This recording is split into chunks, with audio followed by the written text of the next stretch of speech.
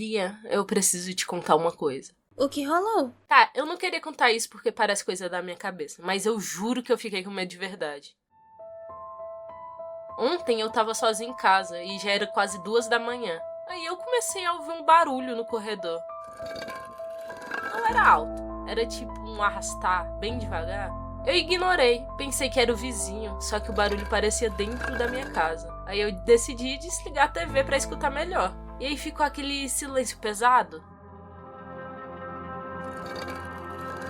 Como se alguém tivesse mexendo alguma coisa no chão. Eu senti meu estômago gelar. Ai, não tinha ninguém acordado, não fazia sentido alguém estar ali.